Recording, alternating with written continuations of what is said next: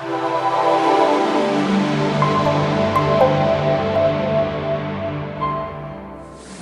días a todos, bienvenidos. Es un gozo poder compartir con ustedes la palabra de Dios, es un gozo poder tener visitas. Le damos la bienvenida a todos y quiero que me acompañen hoy a Éxodo capítulo 16. Éxodo capítulo 16. Y continuamos con la serie expositiva Cristo en toda la Escritura, que venimos ya hace un tiempo estudiando y viendo cómo el centro de la Biblia y el centro de la palabra de Dios es Cristo en cada mensaje, y debería ser Cristo en cada mensaje. El título del mensaje hoy es Jesús, el maná eterno. Jesús, el maná eterno, y llegamos aquí y nos topamos con el capítulo 16 del libro de Éxodo, y seguramente conocen la historia, la mayoría, y si decimos que Dios da el maná al pueblo de Israel, seguramente pueden contar la historia o parafrasearla, o tienen una idea más o menos de lo que sucedió allí. Pero lo importante es que vayamos a la palabra de Dios con lentes bíblicos. La palabra de Dios es como un sol radiante que nos ilumina, y si no vamos a ella con lentes de sol bíblicos, podemos interpretarla de cualquier forma y no con el sentido correcto que tiene esta historia y el mensaje. Podemos interpretarla de una forma humanista y hacer del mensaje que el hombre sea el punto central. Podemos interpretarla como simplemente una historia y una parábola sin una aplicación para nuestra vida espiritual. Y podemos también simplemente leerla y que quede en el olvido y que el Espíritu Santo no obre en nuestro corazón. El punto es ir a la Escritura con un corazón dispuesto a ver qué tiene Dios para decir, no qué tiene para nosotros, sino qué es lo que está diciendo Dios en esta historia y en estos pasajes. Vamos a ver hoy, punto 1 de la historia, cómo actúa y se comporta el pueblo de Dios. Vamos a ver también la respuesta de Jehová Dios hacia su pueblo. Vamos a ver bien sencillo qué era el maná. ¿Qué era el maná? Y lo principal, cómo apunta este suceso milagroso que ocurrió aquí en esta historia al pueblo de Israel, cómo apunta esto a Jesucristo. Cómo apunta a Jesucristo. Vamos ya a leer el versículo 1 al 3. Dice: partió luego de Elín toda la congregación de los hijos de Israel y vino al desierto de Sin, que está entre Elín y Sinaí, a los 15 días del segundo mes después que salieron de la tierra de Egipto. Y toda la congregación de los hijos de Israel murmuró contra Moisés y Aarón en el desierto. Y les decían los hijos de Israel: ojalá hubiéramos muerto por mano de Jehová en la tierra de Egipto, cuando nos sentábamos a las ollas de carne, cuando comíamos pan hasta saciarnos, pues nos habéis sacado a este desierto para matar de hambre a toda esta multitud. Acabamos de ver la semana pasada, en el mensaje anterior, cómo Dios obró también de forma milagrosa, liberando al pueblo de Dios de la esclavitud, haciéndolo pasar por el mar en seco, abriendo las aguas de forma sobrenatural, el pueblo de Dios pasando el mar en seco, cuando después atrás todo el ejército de Faraón intenta pasar el mar, el Señor cierra las aguas y los cubre matándolos. Pero ya se habían olvidado de la mano de Dios. Israel había sido librado de la esclavitud de la mano de Faraón, y parece que eso pasó hace miles de años. Y fue hace poco. un mes y medio que habían salido de la esclavitud. Puede ser que ya se habían quedado sin sus víveres, ya no tenían qué comer, estaban pasando necesidad, pero en realidad no había motivo para perder la confianza en Dios, para olvidarse de la mano poderosa de donde Dios los había sacado. Están rumbo a la tierra de Canaán, rumbo a la tierra prometida, y se olvidan de las promesas que Dios hizo a Abraham, a Jacob, a Isaac. Queda atrás. Vemos a una congregación con un corazón terco. Vemos con un corazón egocéntrico, olvidando los milagros de Dios, olvidando la mano de Dios. Y no solo rebeldes a sus líderes, sino contra Jehová, acusándolos a Jehová. Reconocen la intervención de Dios, de que los había librado, que los había sacado y que los lleva a la tierra prometida, pero lo acusan de que los sacó para matarlos de hambre en el desierto. Ahora, no hubo quien se parara en el pueblo y diga: no, hermanos, Dios ha sido fiel hasta aquí, Dios ha cumplido sus promesas una por una, vamos a clamar a Él una vez más, vamos a orar, vamos a humillarnos. No, dice que todo el pueblo, toda la congregación, una decisión colectiva, se caracterizaban por una actitud negativa, confrontados por la escasez, sí, pero deseaban más la abundancia de la esclavitud que estar con el Señor rumbo a la tierra prometida. El país que los había maltratado parecía bueno en comparación a los que estaban viviendo. Ahora, eso muestra también su corta memoria, su incredulidad, olvidando por completo el favor de Dios. Querían volver a las ollas de carne, acusaban a Jehová de lo que estaban pasando. Ahora, apenas llegamos a este capítulo, quiero hacer hincapié en lo que pasa en el capítulo anterior. Encontramos un cántico glorificando a Dios. Éxodo capítulo 15 dice: entonces cantó Moisés y los hijos de Israel este cántico a Jehová y dijeron: cantaré yo a Jehová porque se ha magnificado grandemente. Ha echado en el mar al caballo y al jinete. Jehová es mi fortaleza y mi cántico y ha sido mi salvación. Dios de mi Padre, y lo enalteceré. Jehová es varón de guerra, Jehová es su nombre. Versículo 19. Porque Faraón entró cabalgando con sus carros y su gente de a caballo en el mar, y Jehová hizo volver las aguas del mar sobre ellos. Mas los hijos de Israel pasaron en seco por medio en el mar.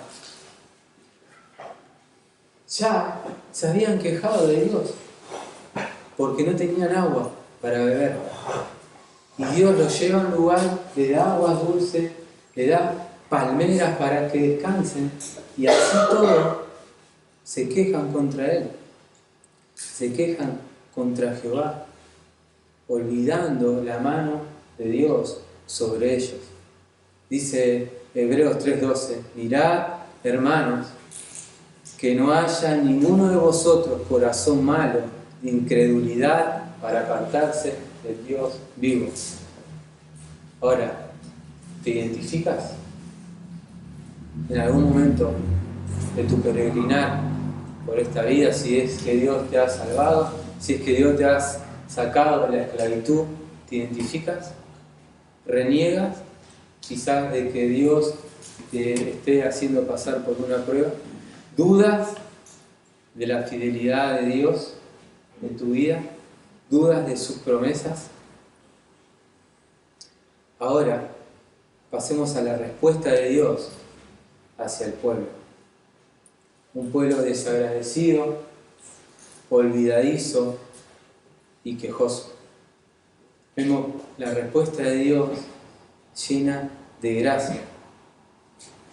Aún ante las quejas de su pueblo, Dios promete abundancia. Y no solo promete abundancia, sino que también va a probar su fe. Les va a dar instrucciones al pueblo. Versículos 4 y 5 dice: y Jehová dijo a Moisés: he aquí, yo os haré llover pan del cielo, y el pueblo saldrá y recogerá diariamente la porción de un día, para que yo lo pruebe si anda en mi ley o no. Mas en el sexto día prepararán para guardar el doble de lo que suelen recoger cada día. Vemos la respuesta de Dios llena de misericordia y amor. Dice que hará llover. Él podría haber hecho llover granizo como hizo con Faraón, y podría haber destruido a los quejosos, pero Él no había prometido eso. Hizo llover pan del cielo, y no solo pan del cielo, sino también carne, ya lo vamos a ver. Ahora, como vemos, no solo es una promesa de Dios que iba a proveer para ellos, sino que también les da instrucciones de cómo debían hacerlo, y también iba el Señor a probar su fe, iba a poner a prueba su fe. Vamos a leer versículos 6 y 7. Dice: entonces dijeron Moisés y Aarón a todos los hijos de Israel: en la tarde sabréis que Jehová os ha sacado de la tierra de Egipto, y a la mañana veréis la gloria de Jehová, porque Él ha oído vuestras murmuraciones contra Jehová. Porque nosotros, ¿qué somos para que vosotros murmuréis contra nosotros? La falta de fe y memoria iba a ser corta, porque enseguida fue la respuesta de Dios. Enseguida Dios respondió por ellos.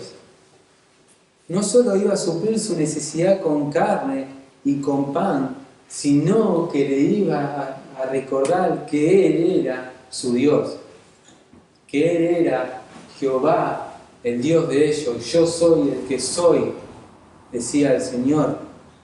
No solo eso, al día siguiente vemos que sucede el milagro. Poco tiempo. Al día siguiente ya el Señor responde con pan del cielo. Antes ya hace manifiesta su presencia delante de su pueblo a través de una nube. Ahora no hacía falta eso. El pueblo, cuando peregrinaba en el desierto, de día el Señor los acompañaba con la nube para que no mueran de calor, y de noche el fuego para que no mueran de frío. Así todo, una vez más, Dios se muestra a ellos y les hace recordar: yo soy tu Dios que te saqué de la tierra de Egipto. Yo soy Jehová, tu Dios que te sacó de la servidumbre. Yo soy Jehová, tu Dios, el que cumple tus promesas, mis promesas. Y al día siguiente vuelve a hablar con Moisés, prometiendo también carne y codornices. No solo este pan del cielo milagroso, sino la tarde anterior a que iban a recibir el pan del cielo, Dios le da codornices, carne. Por supuesto que Dios proveyó alimento para todo el pueblo. Nadie quedó sin comer. Ahora, esta forma que Dios tuvo de suplir también puso a prueba su fe. ¿Por qué? Porque no podían ellos ir a comprar el pan, no podían hacerlo, cocinarlo con ninguna planta ni con ninguna semilla, sino debían esperar en Dios cada mañana cuando caiga el pan junto con el rocío. Por allí hay muchos que intentan explicar esto científicamente, estudiando semillas, etcétera, etcétera, pero la única forma de explicarlo es que es un milagro de Dios. Es un milagro de Dios. No lo podían amontonar, debía juntar cada familia lo que iba a consumir y no podían guardarlo para el otro día, solo debían juntar la ración diaria para vivir, para comer ese día. Y otra cosa también, el Señor también los instruye con respecto al día de descanso, a guardar el sábado, que tampoco ellos sabían ni estaban acostumbrados, venían de la esclavitud de trabajar de sol a sol, castigados encima. Entonces Dios también quiere que ellos respeten esto y aprendan que hay un día que es para el Señor, que hay un día que deben descansar del trabajo y también buscar a Dios, descansar tanto físico como espiritualmente. Entonces vemos no solo un milagro, sino varios milagros. El día sexto debían recoger doble porción para guardar para el día siguiente. Y no solo eso, el día séptimo no iba a llover pan del cielo. Dios hacía llover pan del cielo 6 días, y otro milagro es que el séptimo el Señor no hacía llover pan del cielo. Ahora, también les había dicho y les había indicado que no debían desobedecer esto, que no debían juntar más, que solo debían recolectar la ración diaria cada día, y eso iba a ser suficiente para que ellos sean sustentados y vivan. Lamentablemente, vemos que no todos obedecieron. Éxodo 16, versículo 20, dice: mas ellos no obedecieron a Moisés, sino que algunos dejaron de ello para otro día, juntaron más, y crió gusanos y hedió, y se enojó contra ellos Moisés. Y lo recogían cada mañana, cada uno según lo que había de comer, y luego que el sol calentaba, se derretía. Algunos no obedecieron, dudaron de Dios otra vez, de su palabra, de su promesa, y quisieron juntar más. Otro milagro, Dios hace que se pudra. No el que ellos juntaban para el otro día, para el día de descanso, como el Señor le había dicho, ese no se podía.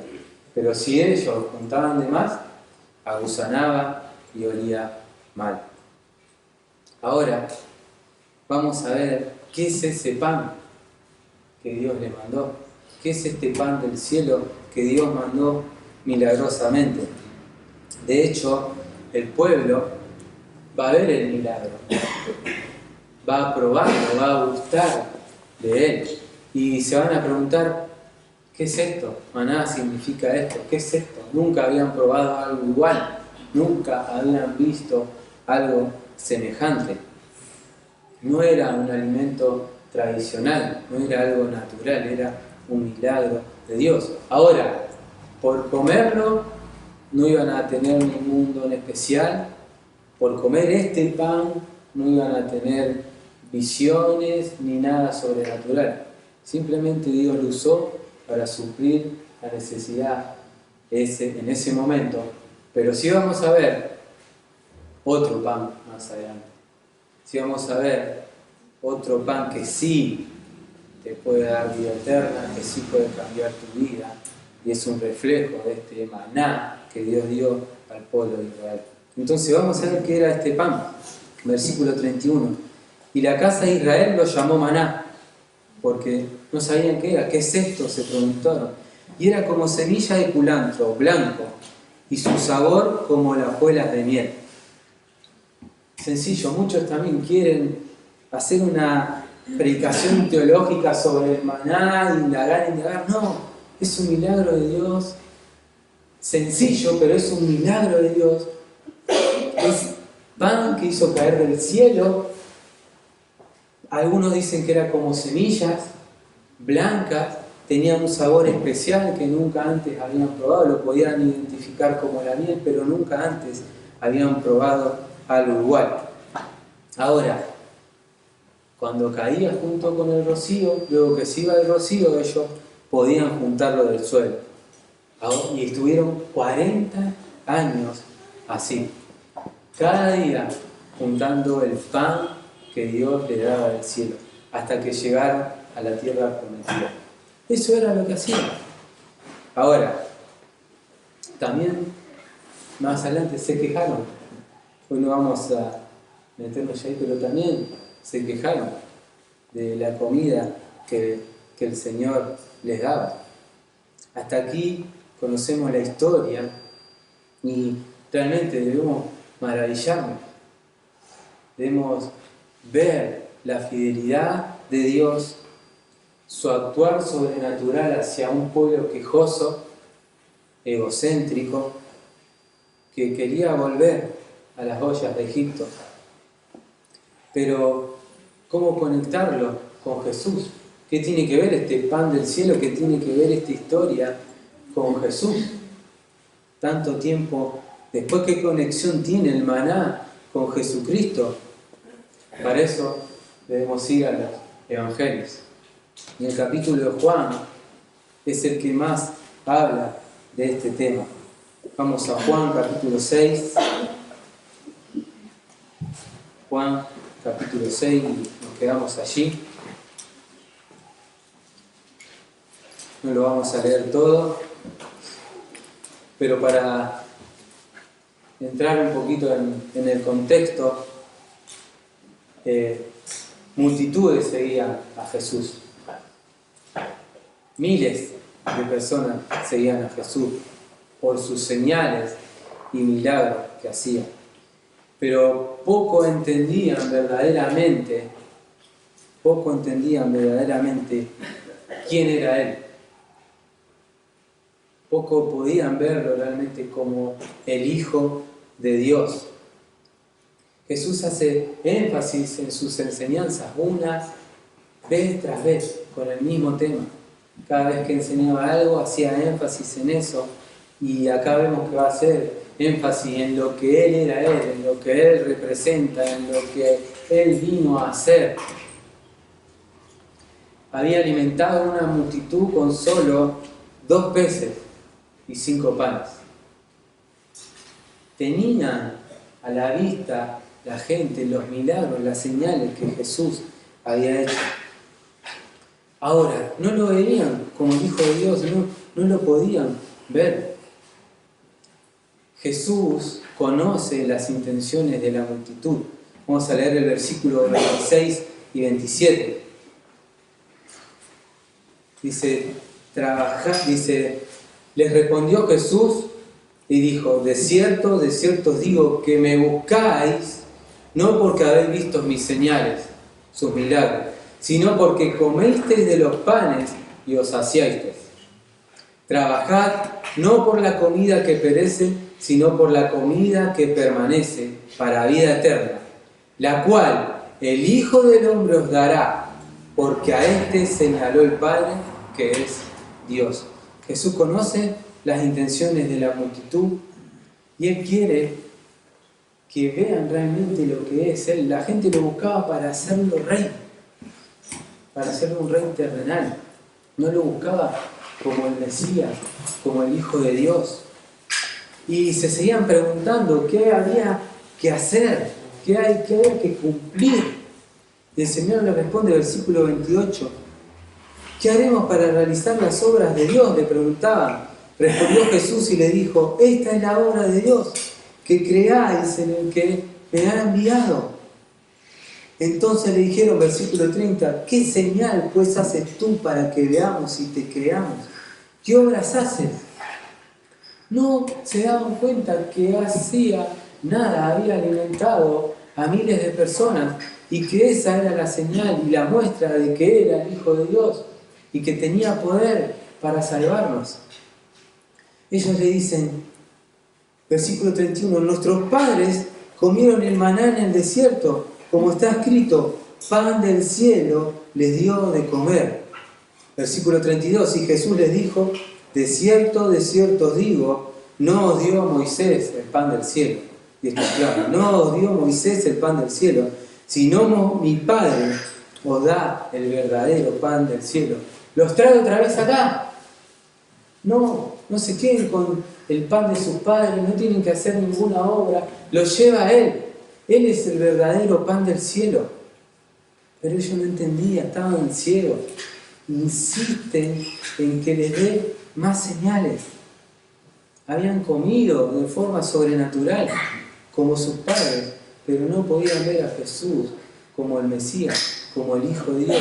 No eran capaces de verlo.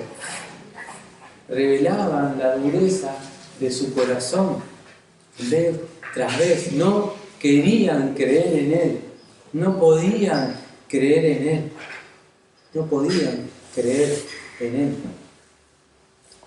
Versículo 36. Mas os he dicho que aunque me habéis visto, no creéis. Todo lo que el Padre me da, vendrá a mí, y al que a mí viene, no le echo fuera, dice el Señor. El Señor los invitaba a creer en Él. Los invitaba a que busquen a Dios, no que busquen sus milagros, no que busquen saciarse materialmente, sino que lo busquen de corazón, espiritualmente. El Señor había sido claro, y es claro y directo a ver la ceguera espiritual de ellos. El maná, le estaba diciendo, era temporal, era perecedero, no se compara conmigo, no se puede comparar conmigo. Ahora he descendido yo en forma corporal para darles vida eterna. Y así todo, ellos murmuraban. No lo veían como el Hijo de Dios, lo veían como el Hijo de José, pero no como el Hijo de Dios. Porque dijo, yo soy el pan que bajó del cielo. Y murmuraban porque había dicho eso. Ya tienen la ley de Moisés ellos. Estaban por celebrar la Pascua judía, recordando sus antepasados y cómo los había rescatado. Y Jesús les dice, yo soy el pan de vida, el alimento no perecedero que da vida eterna. La conexión era clara, no podía decirles más. ¿Qué más podía hacer? La conexión era clara, que Él era el Hijo de Dios. Y parece que, como se sorprendieron el pueblo hebreo cuando les dio el maná del cielo y dijeron, ¿qué es esto? Ellos están diciendo lo mismo. ¿Quién es este? ¿Qué es esto? No podían verlo. Estaban ciegos. Vemos cómo el maná descendió del cielo. Vemos cómo Dios también, de forma milagrosa, hizo descender a su Hijo Jesucristo a esta tierra para morir por nuestros pecados. No por voluntad de hombre, no por voluntad de Moisés, como en aquel tiempo, ni ahora por voluntad de hombre, sino porque Dios lo quiso así. Por voluntad de Dios mandó a su Hijo, como Dios mandó el maná en aquel tiempo. También de manera milagrosa vemos cómo nace el Señor Jesús, concebido por el Espíritu Santo a través de María, de la Virgen María. Vemos la acción de Dios sobrenatural, enviando a su Hijo Jesucristo a morir, a que todos sepan que Él es el pan de vida, que Él es el pan de vida. También debemos saber, como el pueblo hebreo, ellos tenían su ración diaria del maná para ser sustentados, para vivir. Nosotros también debemos tener la ración diaria de estar en contacto con el pan de vida, con Jesucristo, con su palabra, en oración. Dice el Señor que no solo de pan vivirá el hombre, sino de toda palabra que sale de la boca de Dios. Nuestra relación con el Señor debe ser diaria. Como el pueblo de Israel, estamos camino, si es que Dios ya te ha salvado, a la tierra prometida, a estar en la gloria un día con el Señor. Mientras tanto, en este peregrinar va a haber pruebas, va a haber dificultades, quizás va a haber escasez, pero no debemos perder la confianza en el Señor y la fe en Él, como hicieron ellos, como hicieron ellos. Jesús es el maná eterno, es el único que puede alimentar al que está con hambre espiritual, al que está vacío, al que siente que no tiene sentido esta vida y busca llenarla con comida, con los egipcios que querían volver a las ollas, con distracción, con una mujer, con un trabajo, con dinero, con lo que sea. Y una aplicación para nosotros. Me preguntaba, ¿qué hace que una congregación sea espiritual y no quejosa, por ejemplo? ¿Qué hace que el pueblo de Dios, los que han sido salvados por Dios, sean una congregación agradecida, fiel al Señor y también no quejosa de sus líderes? Porque también esto había pasado. Lo único que puede hacer que como pueblo de Dios no seamos quejosos, podemos cantar ese cántico glorioso que cantaron en el capítulo 15, sin quejas, es deleitarnos en el milagro de Dios cada día, en que Él es nuestro pan, en que Él nos salvó y nos sacó de la esclavitud del pecado, que Él nos libró del camino al infierno en el que íbamos, y deleitarnos en Él, y deleitarnos en Él, y en nada más que Él, y en nada más que Él. Y eso sí va a traer a nosotros gozo cada día, a pesar de la dificultad, a pesar de la escasez, a pesar de lo que sea, y vamos a tener ganas de evangelizar, vamos a tener ganas de pasar tiempo con los hermanos, y no vamos a querer irnos de acá y vamos a poner a Dios en primer lugar. En primer lugar. El cielo nos dio a Dios, el Padre nos dio a Dios, nos dio a su Hijo, nos dio su palabra, nos dio una relación con Él, nos dio al Espíritu Santo, nos dio esperanza de esa tierra prometida, de un día estar en la gloria con Él. ¿Y saben qué?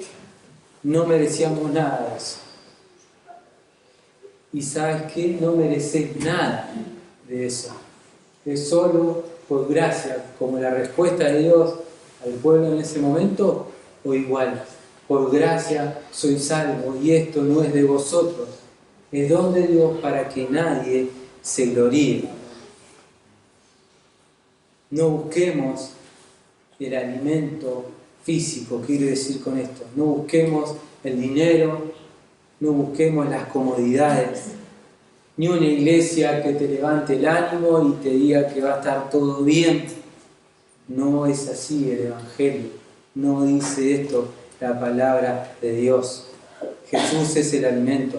Comer su sangre, dice el Señor, y beber su sangre es aceptar a Cristo, es creer en Él, en la obra que Él hizo en la cruz. Jesús es el maná eterno. Él es el que puede nutrir nuestra alma. Los que comieron maná murieron. Los que comieron maná murieron. El que come espiritualmente el sacrificio de Jesús vivirá para siempre. Jesús promete vida eterna y dice que al que a mí viene no le echo fuera. Si el Padre lo lleva a Él no le echa fuera. Él no le echa fuera. Jesús vino a ser nuestro pan de cada día. Para el creyente, el pan que descendió del cielo para darle vida espiritual. Para darle vida espiritual. Y es esencial e imprescindible que no te contentes con la olla de carne y busques el pan cada día. Él es el único que puede saciar tu alma. Él es el único que puede salvarte del castigo eterno en el infierno. Y Él es el único que puede hacerte vivir para el resto de tus días hasta que estemos con Él en su presencia y caminar de su mano por este desierto que es nuestro peregrinar en esta vida. Que el Señor los bendiga y espero que podamos guardar en el corazón estas cosas.